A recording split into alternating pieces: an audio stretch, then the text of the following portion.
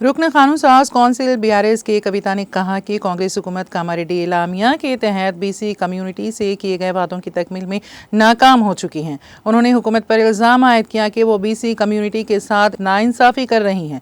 कविता ने पुरजोर अंदाज में कहा कि अगर BCs के 42% तहफ़्फ़ुज़ात को ख़त्म करने की कोशिश की जाती है तो इसे हरगिज़ बर्दाश्त नहीं किया जाएगा।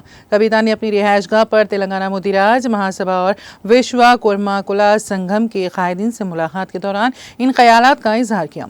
रुकन कानून साज कौंसिल BRS ने कहा कि BC तबक़ात के हुकूक़ के तहफ़्फ़ुज़ के लिए हर मुमकिन इक़दामात रूबामल लाए जाएंगे। इस मौके पर BC कायदीन ने कविता से दरख्वास्त की कि वो हुकूमत पर दबाव डालें ताकि BC कम्युनिटी से किए गए तमाम वादों की तकमील अमल में आ सकें। कविता ने कहा कि आज पसमानदा तबक़ात के मसाइल को नज़रअंदाज करना इंतहाई अफसोसनाक है। उन्होंने कांग्रेस हुकूमत पर शदीद तनकीद की और कहा कि ये हुकूमत रिवायती पेशों से वाबस्ता अफराद को तबाह ताराज कर रही हैं। उन्होंने कहा कि फीस बाज अदायगी और स्कॉलरशिप्स के लिए फ़ंड्स की इजराई में ताख़ीर के बायस तलबा बिलखुसूस BC शदीद मुश्किलात का शिकार हैं। कविता ने कहा कि पसमानदा तबक़ात को अपने हुकूक़ के हुसूल के लिए मुत्तहदा तौर पर आगे बढ़ना चाहिए और आवाज़ बुलंद करना चाहिए।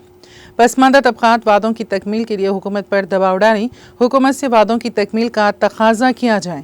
उन्होंने मज़ीद कहा कि BRS के दौरे हुकूमत में पसमानदा तबक़ात की तरक्की के लिए इनक़लाबी इक़दामात रूबामल लाए गए थे। ताहम मौजूदा कांग्रेस हुकूमत पसमानदा तबक़ात की भलाई के लिए कुछ भी नहीं कर रही है।